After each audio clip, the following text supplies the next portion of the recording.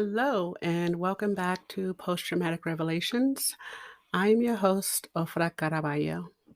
And in today's episode, we are looking into the wisdom of winter. I want to talk about the willingness to winter, the willingness to surrender to the darkness, the willingness to go deep inside your heart, your mind, knowing that there's always a light. I think winter gets a pretty bad rep. We spend so much time and energy avoiding and resisting the darkness of winter that we miss the gifts. I believe we miss the gifts of rest and rejuvenation, of germination, that time of development that can only happen in the darkness. We tend to think of winter as a time of death and dying. And to be honest, to be fair, there is an element of that, right? There is loss and transition. Many trees, many plants die around this time.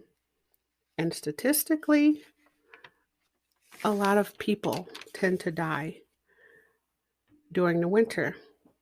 And that's part of it. So I'm not asking that we ignore the losses. I am asking that we look deeper. I'm inviting you to look deeper and wider. I'm inviting you to recognize that things happen in cycles, that there are seasons, right? And that winter is part of this cycle and it holds the promise of spring.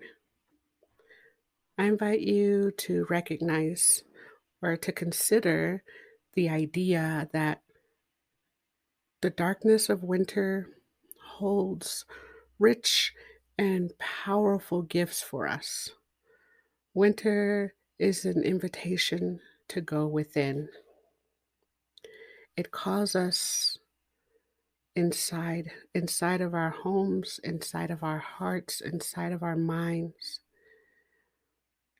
Much of nature hibernates this time of year, right? Recovering and rejuvenating from the hard work of summer and fall.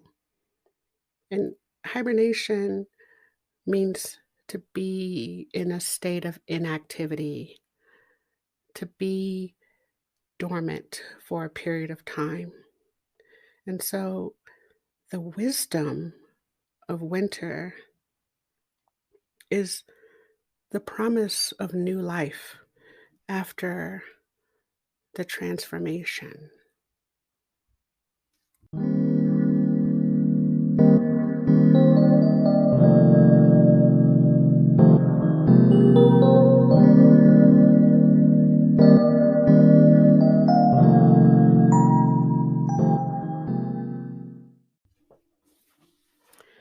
This is the first Sunday of winter, and already we're moving toward spring.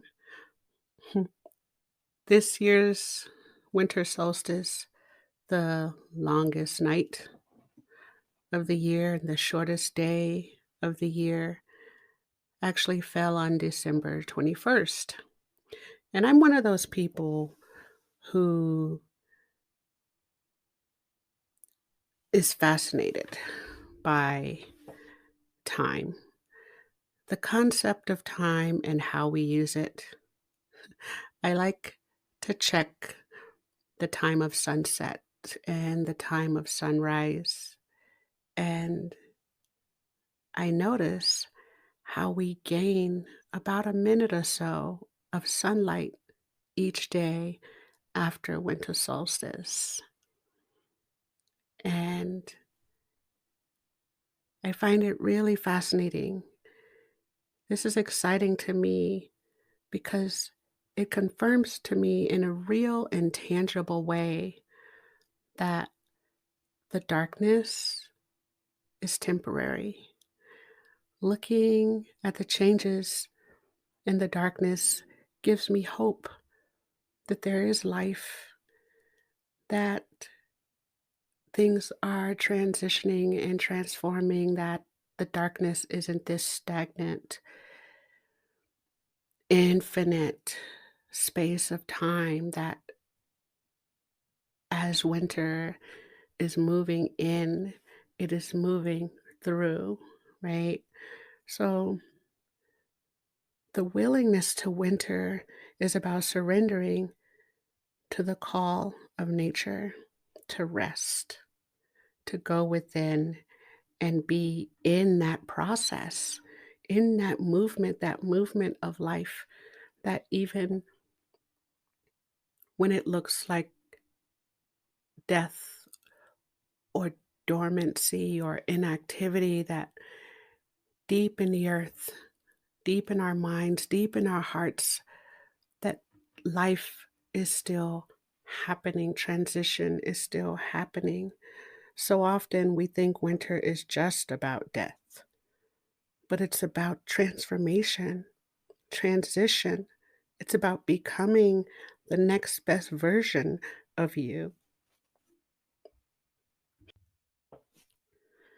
There's the leaving behind old parts of you. There's the leaving behind of old thoughts and old habits and old behaviors and those things, those old ways of being that no longer serves you, right? There's the transformation into becoming more creative, more insightful, um, just more of who you really are, right?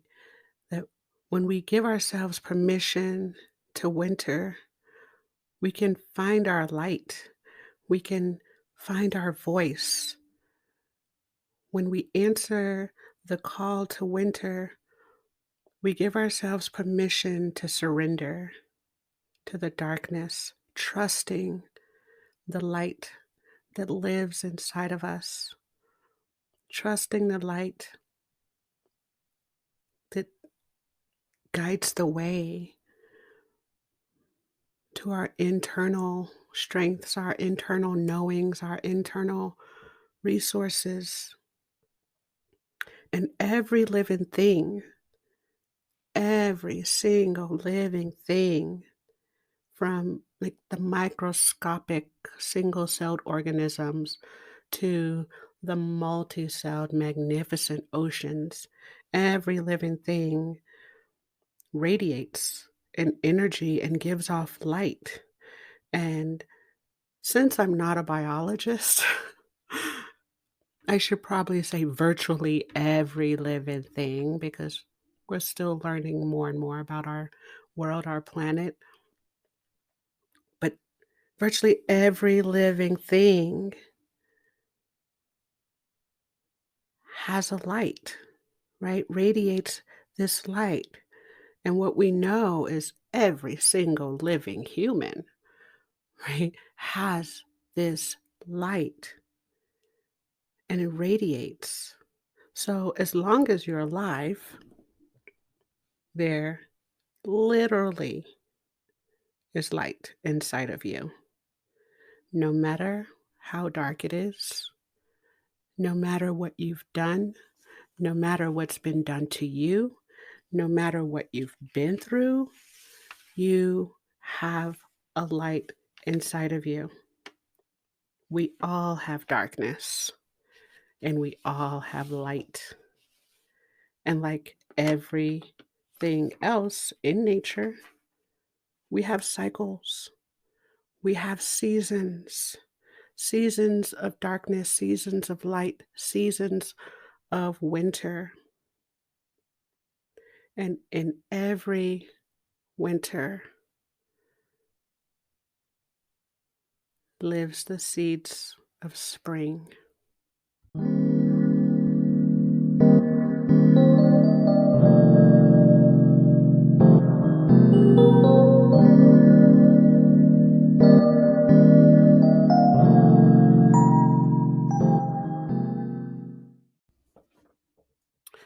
I believe that if we are willing to winter, if we are willing to stop, to rest, to rejuvenate, and surrender to the process, we can have a promising spring. There's a saying, I don't know who said it, but it sticks with me. Um, but the saying goes, the maiden must die so that the mother can live. And I believe this means that the old you must transform into the new you, right? That maidens don't have children. They don't, by definition, have husbands. But as the maiden becomes a wife and then a mother, then that part of her transforms, transitions into what it takes to be a nurturing, supportive mother. And winter, I think, is like that, right? It's like the pupa or the chrysalis stage of the butterfly. Can you imagine if a caterpillar decided, you know what? No, nope, nope, not going into the chrysalis, not transforming, not transitioning. If they could actually make that choice, right? And that's what's fascinating to me about us as humans. Like we have cognition, we have the ability to think our way out of transitioning, think our way out of healing, think our way out of the struggles of winter, the struggles of the darkness that we can numb out, we can avoid, we can resist, we can delay. And we're the only animals in nature that consciously do that. And I think that is so interesting that, I mean, as a fellow human myself, I've done that myself because transition is hard.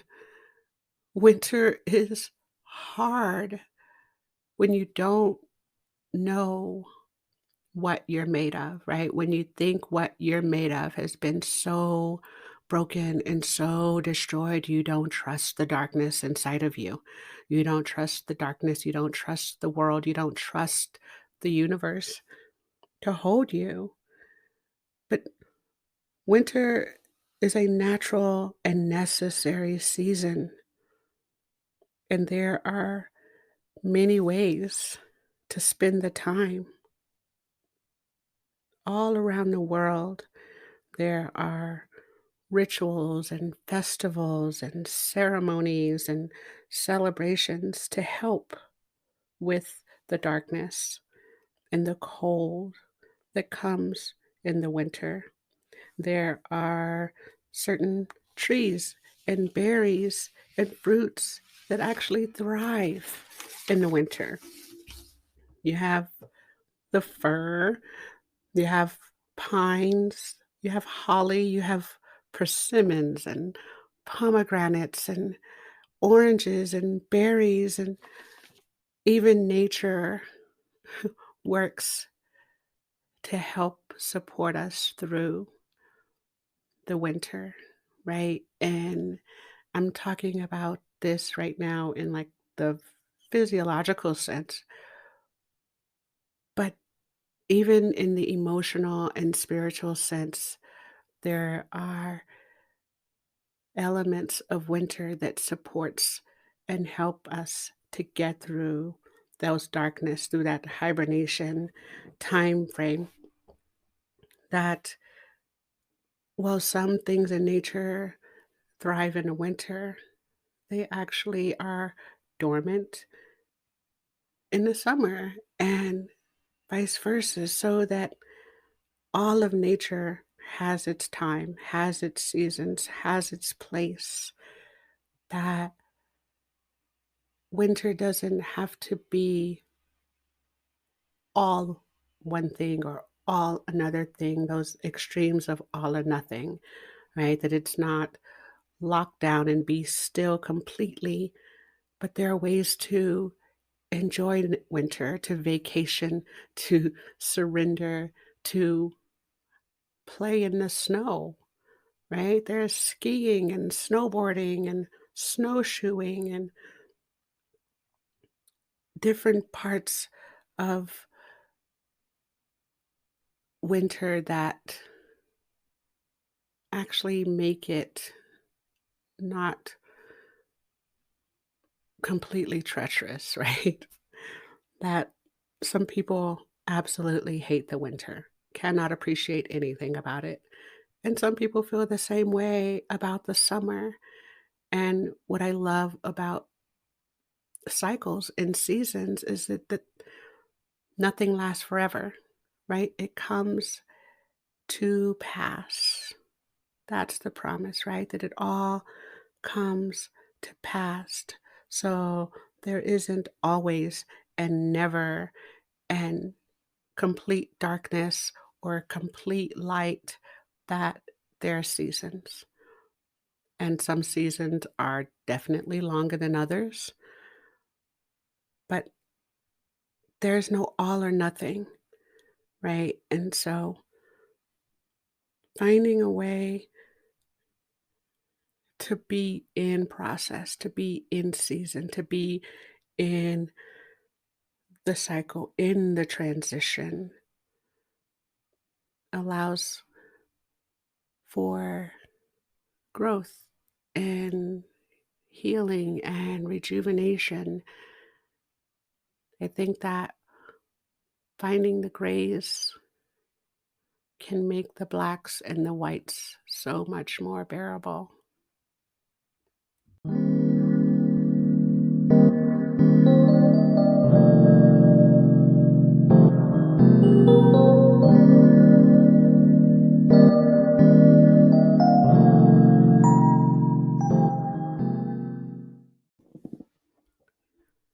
So, what I've learned over the past 15 plus years of working with trauma survivors, being a trauma survivor, is that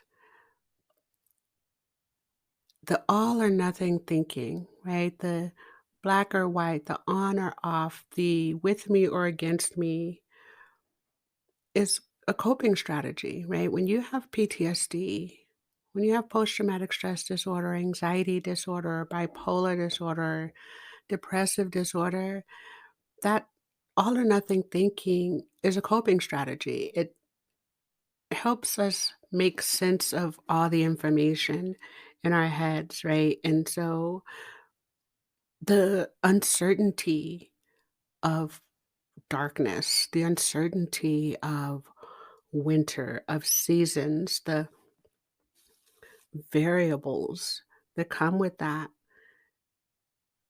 can feel really scary and unsafe. So, if you have post traumatic stress disorder, if you have a history of trauma that's unresolved, then you're just in this very rigid way wanting order.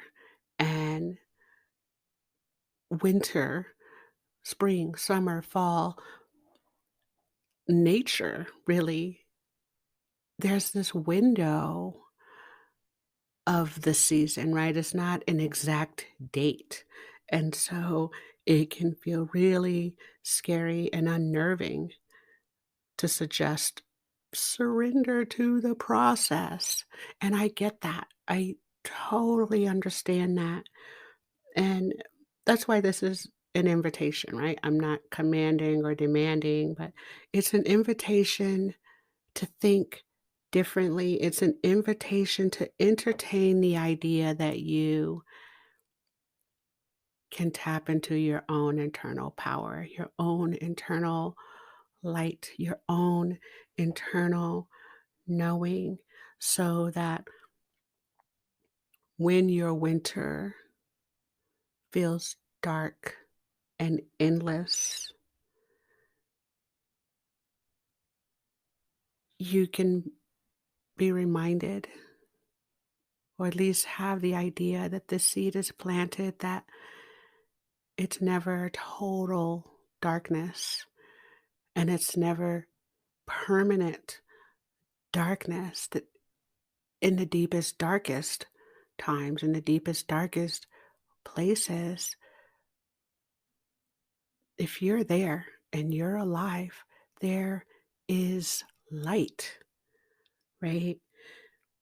That mental and emotional darkness, the isolation can feel like a very cold and dark, endless winter. It can feel overwhelming. And the last thing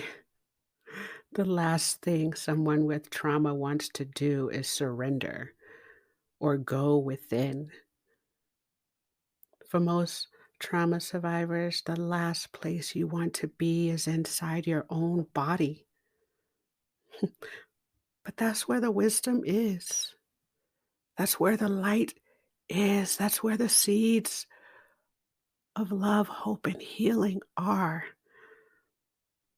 That's where freedom is. And the thing that beats your heart,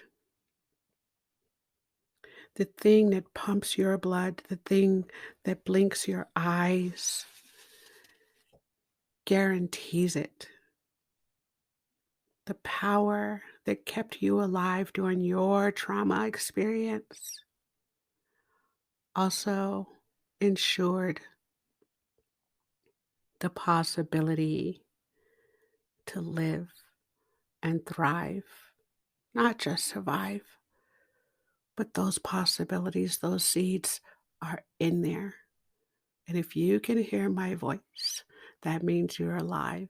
And if you're alive, that means there's still light in you, that the darkest night has stars, right? That every season has an end. There's a transition period. And if we look at winter, spring, summer, fall, each one is about 90 days long, right? And about a third of that is considered peak season, right? So there's a third of becoming winter, and then a third of being winter, and a third of ending winter and becoming spring. So, what's my point? My point is resisting, dreading, denying, avoiding the darkness of winter can actually make us feel worse. It can exacerbate those negative thoughts, those negative feelings, those negative emotions that we associate with winter. That if we're dreading winter because we lost a loved one, what if we allowed ourselves to feel that sadness and actually cook a meal in their honor or actually light a candle in their honor or do something to commemorate and honor the loss, celebrate the love in a way that helps to heal the wound, right? And we fill that empty space with love and intention. And that's what I mean by surrendering, right? I don't mean just fall apart or give up. I mean, resist the urge to numb out, resist the urge to avoid the feelings, because in there is the sadness and the love and the loneliness and the joy and the hope that if you shut down the negative emotions, the ones that are not so pleasant, we're also closing the door on the positive ones. And so my point here is giving giving yourself permission to feel what you feel, allowing yourself to be in the darkness, trusting that the light is already in you, trusting the light to guide you through it, trusting the light to shine enough for others to see you and support you and guide you through it. That resistance prolongs the winter, that all the trauma, all the pain, while it cannot put out the light, it certainly can dim the light. And it makes it hard for us to see. But the light is always there. And so this again is an invitation to be in the darkness, to be in the winter with trust and knowing.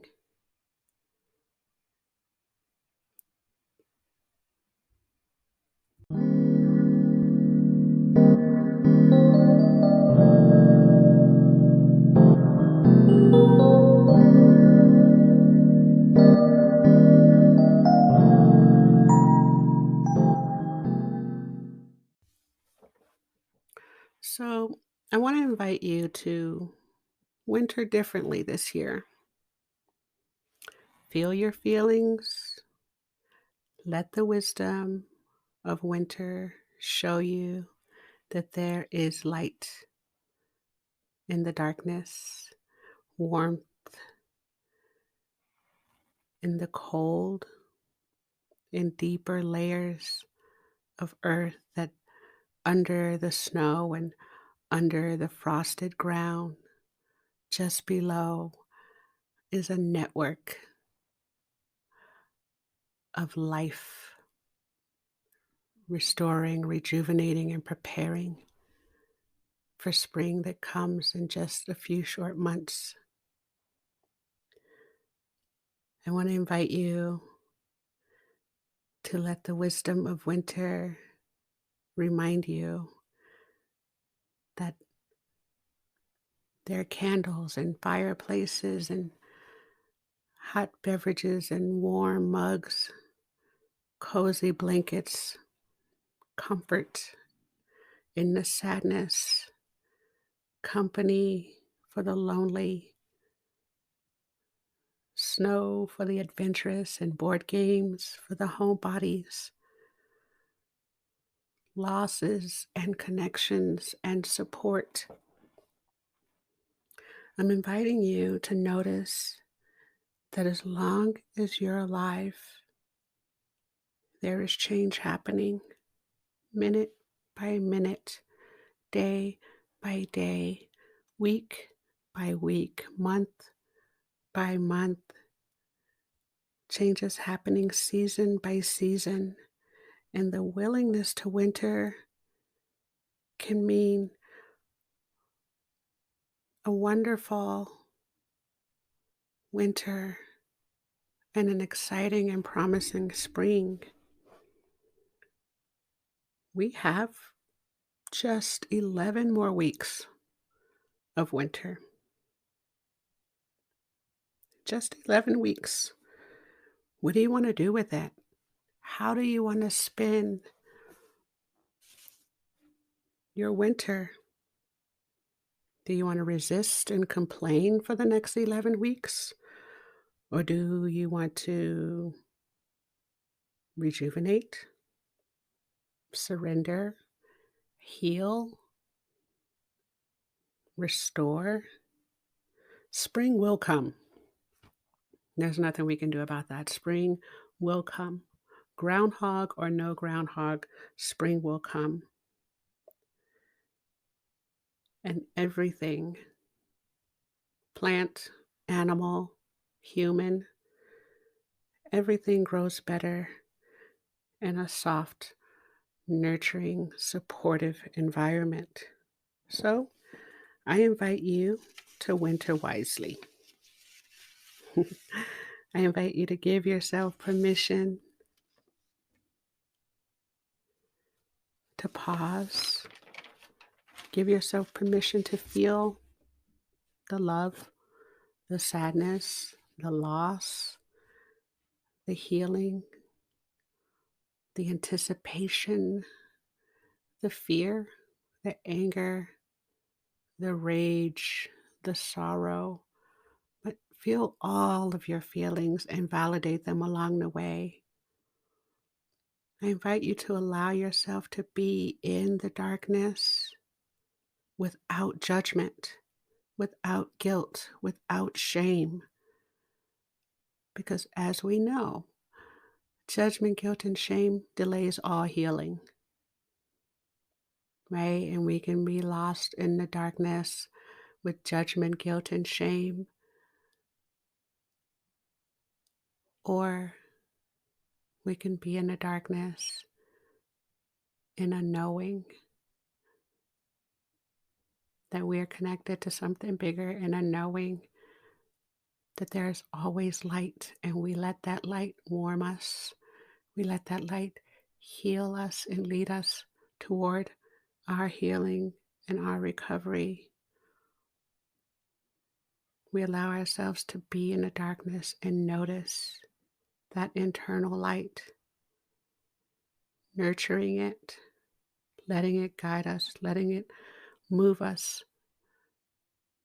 toward healing, toward love, toward support, toward our own internal power, our own internal knowing, and allow that to radiate out.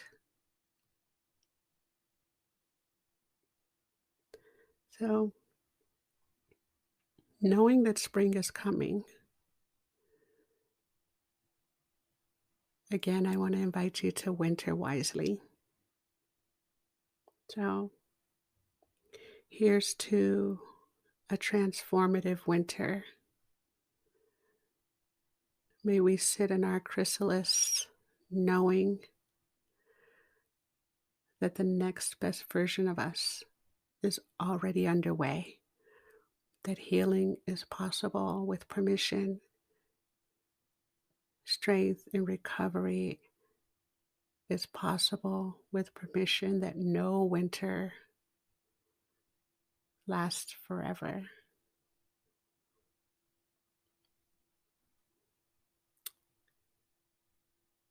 I want to thank you. Thank you again for your time and your permission. Thank you for your attention. And here's to a wonderful, transformative wintering process. And until next time, I wish you love, hope, and healing. Be well.